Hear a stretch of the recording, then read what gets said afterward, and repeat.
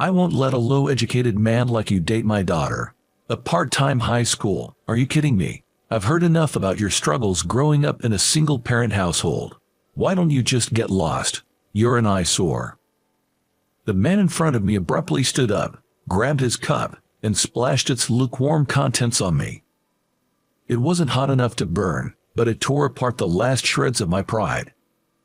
"I'm truly sorry." Somehow mastering those words, I pushed myself and staggered out of the room. She didn't follow me. Filled with this bitterness, I dedicated myself wholeheartedly to working harder. Years later, when I ran into my now father-in-law, who was an attorney, I could have never predicted what would unfold. This is the story of my life's turnaround. My name's Matthew. Currently, I work as a clerk at a law firm. Due to personal circumstances at home, I graduated from a part-time high school and was hired straight from my part-time job into this law firm. The boss, who knew about my situation, kindly employed me since I had been working part-time there since high school. I owe so much to the boss for taking in someone like me with just a high school diploma and no significant skills. Now, I'm learning various things while working. I'm doing my best to gain skills to be of help to the boss. I come from a single-mother household, and I have a younger brother and sister. I hardly remember my father, but I believe he was a violent man when he drank. He was rarely home and was mostly out drinking, so as a young child, I didn't really know him. My brother and sister probably felt the same. There was a time when my father went on a rampage, and fearing for our safety, we fled our home. From then on, the four of us began living in a small apartment. In hindsight, I guess that's when my parents divorced. We settled in our current place after taking several train rides from our old home. The climate here is mild, and it rarely snows heavily during the winter. Given that my mother had a fragile constitution and often fell, this pleasant climate might have been comforting for her. After graduating middle school, I enrolled in a part-time high school to help with household expenses and took on numerous part-time jobs. I worked at places like convenience stores, gas stations, coffee shops, and even did some manual labor like road construction. Whenever I heard of a job opportunity, I jumped on it and juggled multiple jobs. One of those jobs was doing odd jobs at this law firm. While my tasks, such as affixing stamps to mail, organizing documents, and sorting printed materials, were fairly simple, the hourly wage was good and all the colleagues were just wonderful people. Because of this, I truly enjoyed my job and worked hard every day. After high school, I landed a job as a clerk. It was such a blessing. Another unforgettable job I had was at a tea room. It was a quaint little place run by a friend's uncle and boasted an array of teas, making it a hidden gem in the community. The owner's wife, known for her simple homemade baked goods, had an especially popular item, cookies that both my younger brother and sister couldn't get enough of. And in that tea room, I had a destiny-driven encounter. Her name was Alicia. She was my age, a petite girl. Her long black hair was tied back, swaying like a tail when she moved, something I found endearing. With a gentle aura around her, her calm manner of speaking and radiant smile was downright charming. Her passion for tea was evident, as she could talk endlessly about her favorites. I found that side of her so cute. I quickly fell for Alicia. Turns out, she had a soft spot for me too, and soon after, we started dating. For both of us, it was our first relationship, our first dates, our first time holding hands. We slowly but surely deepened our bond. Upon graduating high school, I secured a job at a law firm and had to leave my part-time job. Alicia, however, continued to work there while attending a local college. Every time I drop by the tea room after work, she greets me with a freshly brewed cup of tea. It became a daily routine for me to escort her to the train station after her shift. She secured a job in the spring of our 4th year together. With both of us stepping into the working world, I proposed to Alicia. My younger siblings had started high school, and my mom found steady work. Our home life was stabilizing, and I started to think about the future. When Alicia accepted my proposal, I was so overwhelmed with joy I broke down in tears. It felt too good to be true, almost frighteningly so. But our bliss was soon to be tested. Alicia came from what you might call an old money family, with a lineage of politicians and lawyers. Her grandfather had been a city councilman, and her father was a lawyer. Being the only child, she was doted upon. I was taken aback when I found out about her family's prominence, but she reassured me with a laugh, saying it wasn't a big deal. My folks are just overprotective and tend to spoil me. They wouldn't object to anyone I chose to be with. It seems that she talked about me quite often to her folks. Feeling a touch of anxiety, I was heading to her parents' place, even though she assures me it's okay, telling me with sparkling eyes that they always listen with smiles on their faces.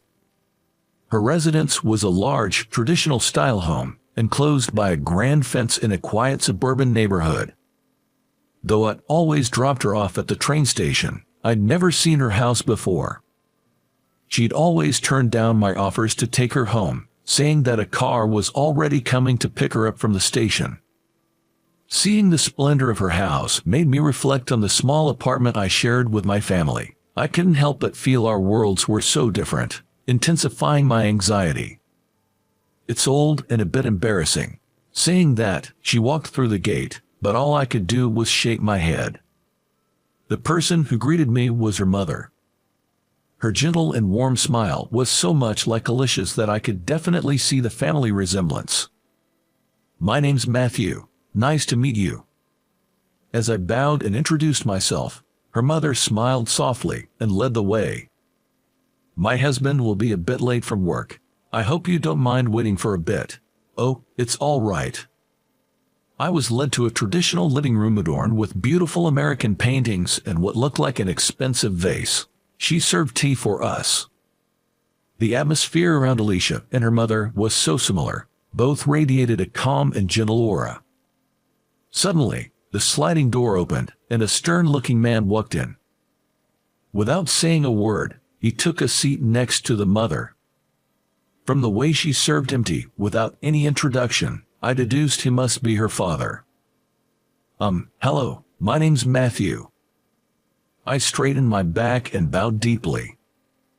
However, he just glanced at me and didn't say a word.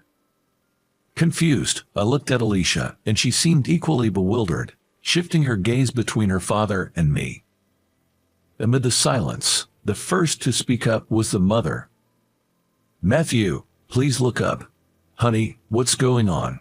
Trying to mediate the situation, the mother raised her hand to intervene, but the father began to speak. "Was it Matthew? Alicia told me she wanted to introduce you to us. I hope you don't mind, but I did a little digging." "What? What does he mean by digging?" "While I can't exactly puff out my chest and boast about my life, I haven't done anything wrong, and committing a crime is totally out of the question." As I was pondering this, Dad let out an exaggerated sigh. "I've heard your family is quite poor. You've even been working part-time jobs to help with the bills," he said.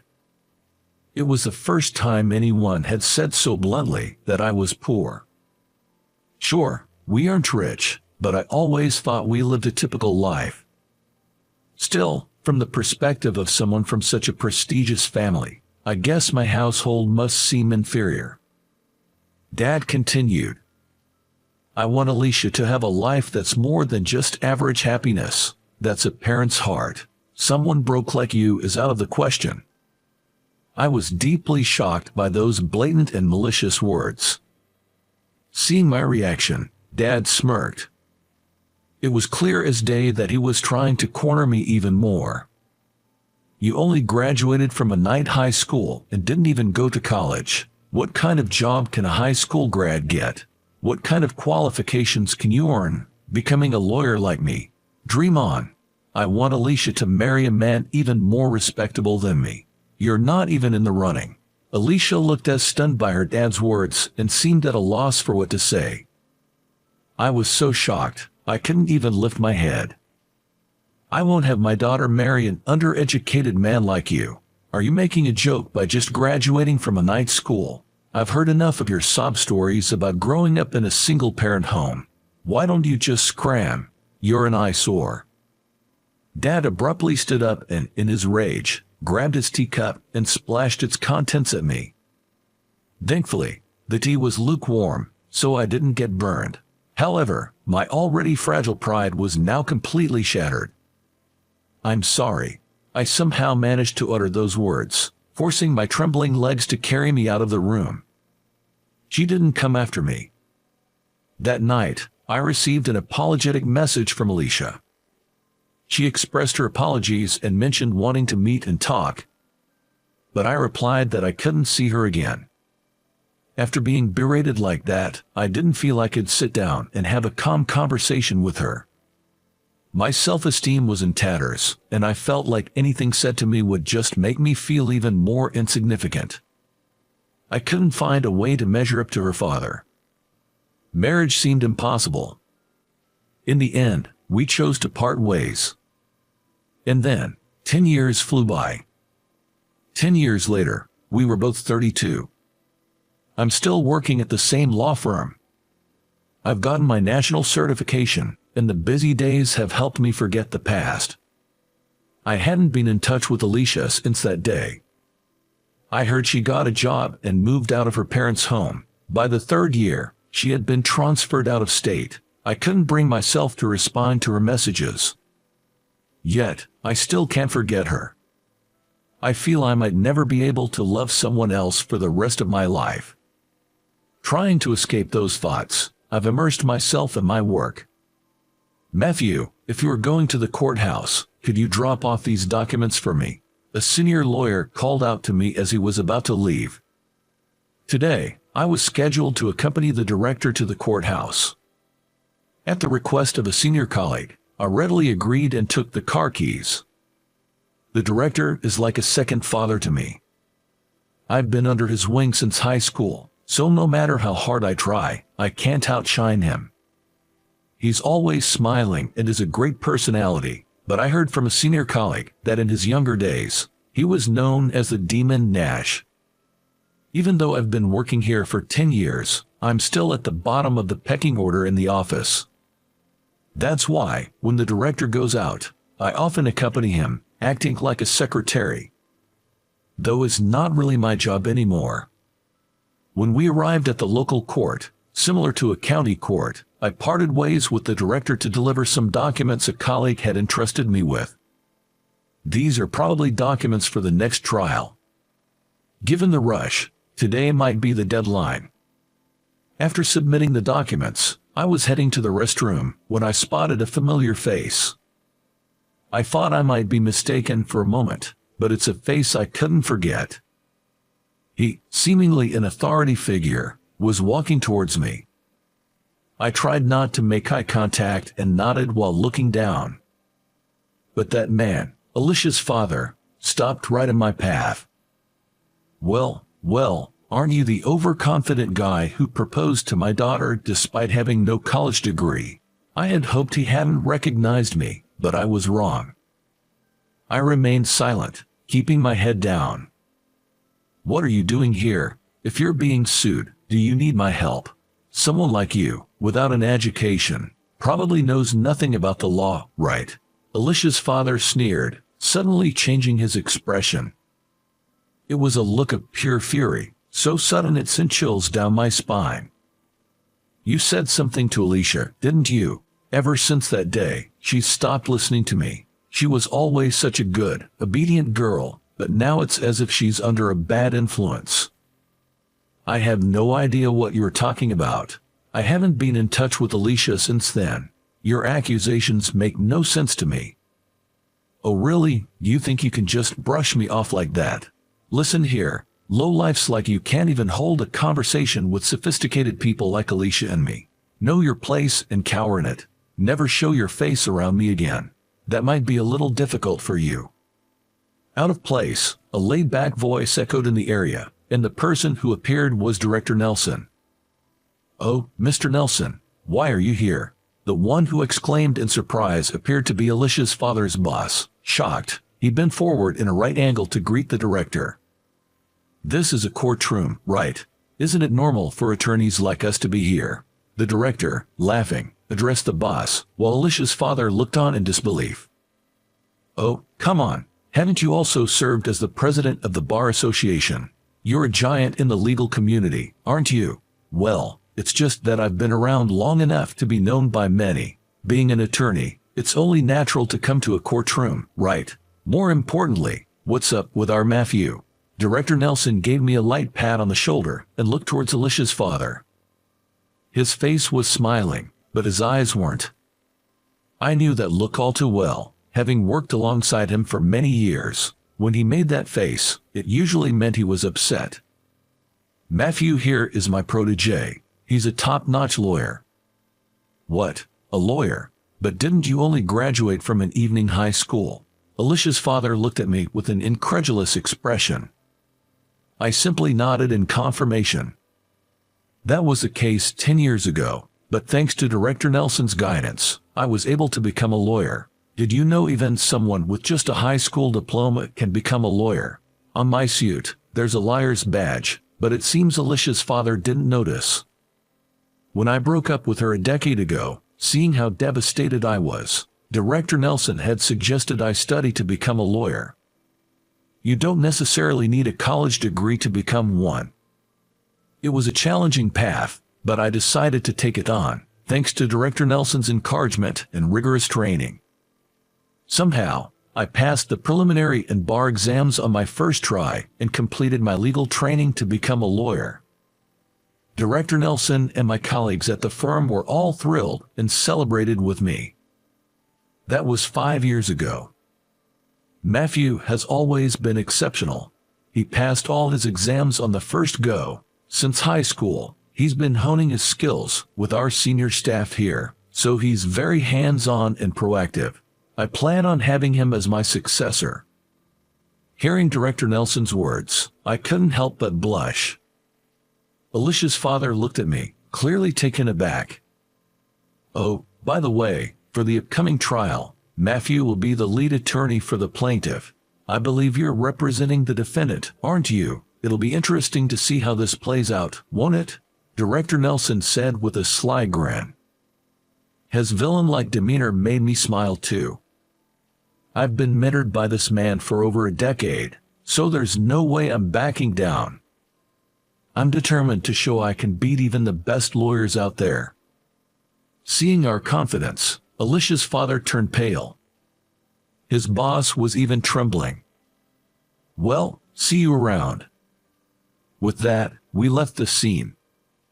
Since then, it had been a whirlwind of preparations for the trial. This time, it was a divorce case.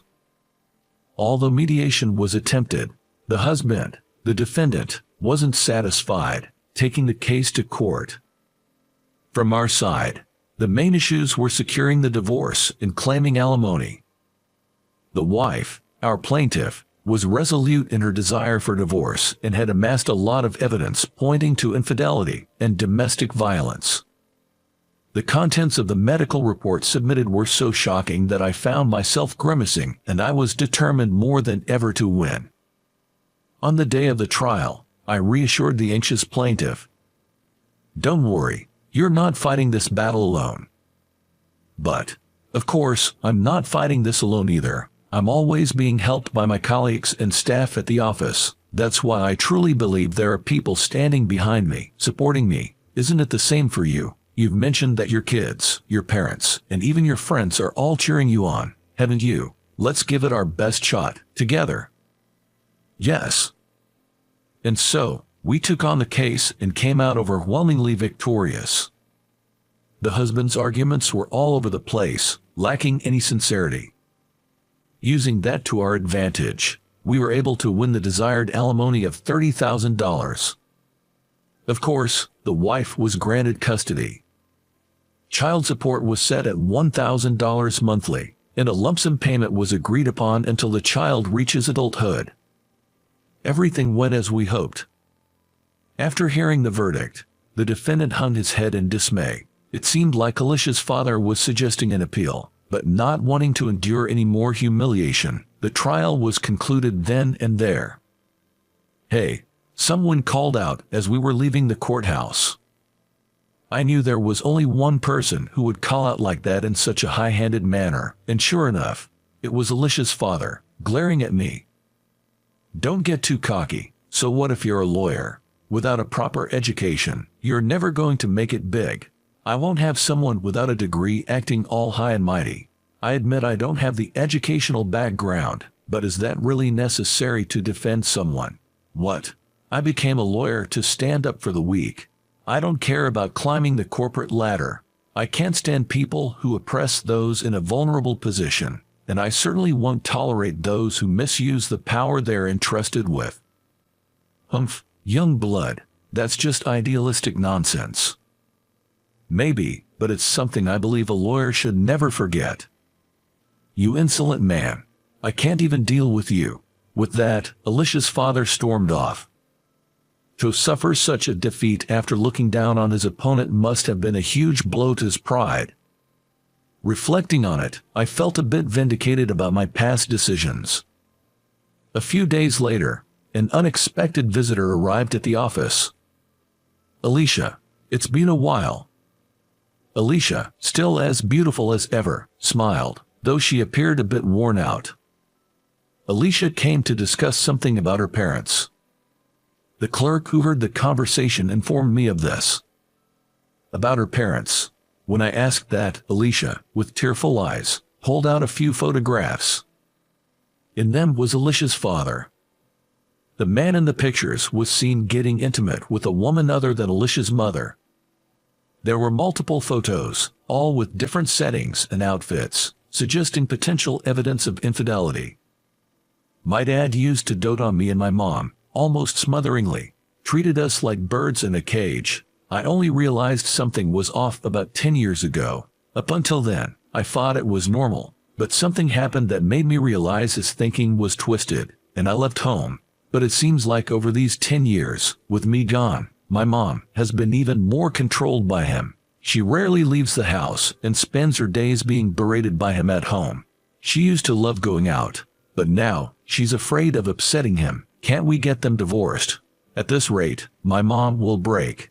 Saying this, Alicia became too emotional and began sobbing into her handkerchief. "I'm sorry, but without the person directly involved, please, can't something be done?" At the clerk's words, Alicia kept bowing her head. In matters of divorce, the person's intent is paramount, and there's limited room for family to intervene. But considering the circumstances, I wanted to help. It's not just because of Alicia, but it's also sort of a professional ethic of mine as an attorney. "Can we get your mom on the phone?" At my words, Alicia quickly looked up. Her eyes, now bloodshot, widened, and she hurriedly pulled out her cell phone. "I can, right now." "All right then, please go ahead." She then set her phone to speaker mode, and I listened to her mom's voice. The voice, in stark contrast to my memory from 10 years ago, sounded utterly drained. "Divorce? I haven't thought about that. Thank you for your concern. But Mom, you see how Dad's behavior is off, right? That's not love. It's just control. I know you've protected me from Dad. I know you held him back when I left home. I promise I'll protect you now. So please, can we run away together?" From the other end of the phone, it sounded like Alicia's mother was crying. All I could hear were her sobs, so I spoke up. "I'm Matthew, an attorney. Divorce is extremely challenging. I can't necessarily recommend it. If your husband changes his ways, that would be best." "There's no way that's gonna happen," Alicia exclaimed. "I agree. That person probably won't change their deeply ingrained opinions after all these years. However, if you truly want to run away, it's a different story. If you're too frightened to speak up because of your husband, let me handle it. That's what lawyers are for." I felt Alicia's gaze on me. On the other end of the phone, Alicia's mom gave a small yes. "Jess, thank you." With that, I was decided as her representative. Immediately, I had Alicia and her mom evacuate to a hotel out of state, because we didn't know what kind of treatment we'd receive again. I promptly sent a certified letter to Alicia's dad, proposing divorce negotiations. Of course, it included the evidence of infidelity that Alicia had brought. Probably right after he got it, Alicia's father called, furious. What's the meaning of this? Is this some kind of revenge? What have you done? Where are they? This isn't revenge. I've been officially asked by her wife. Those photos were prepared by her daughter. They both don't want to see you anymore, so I made the proposal as a representative. This is a marital issue. We'll settle it between us. You know that's not possible, right? You're a lawyer after all. Then, it's court. We'll settle this in court. That's fine with you. What? You're a respected lawyer. What will happen if your affair and domestic abuse become public? Your reputation will hit rock bottom, right? We have the evidence. Despite this, you still don't want to discuss a divorce settlement. You'd think a lawyer would consider that, but Alicia's father seemed really heated. I'll ask again. Do you want to go to court? To my slow question, a small understood came from the other end of the phone. After that, our demands were almost unconditionally met, and Alicia's parents were able to divorce. Though it wasn't made public, there's no smoke without fire, as they say. Alicia's father's affair was exposed in a weekly magazine, and his divorce became public, leading him to lose his influence bit by bit. He was fired from the firm he belonged to and apparently tried to start his own, but it seems it's not going so well. Well, in a profession where trust is everything, you can only say he brought it on himself. Then, I started dating Alicia again. She sincerely apologized for something that happened 10 years ago. We decided to rebuild our relationship from a friendship, but I was so touched by her kindness and positivity that I asked her out. Fast forward a year. We were both staring at a piece of paper. This is the most nervous I've ever been. It's okay. I got us 3 copies, just in case. As I shook from nerves, Alicia pulled out another copy of the same paper that was on the desk. It was a marriage registration form. After all the twists and turns, we decided to get married. I couldn't forget about Alicia for those 10 years, and apparently, she felt the same about me. We're both getting on in years, so we decided to make it official sooner rather than later. For our witnesses, we chose the owner of the cafe where we met and Director Nelson. Once it's submitted, we'll officially be a family. Are you sure you want to live with my mom? Alicia asked. We decided to live with her mother. She's slowly been regaining her health since then, but we felt we couldn't leave her alone given her occasional bouts of instability. She's your beloved mom, right? She's just as important to me. Thanks. Don't worry about my family. I've got siblings, and my mom says she's enjoying her life on her own. My mother, who used to be frail, is now in high spirits, going on solo trips and joining local choirs. My brother and sister each have their own families and are living happily.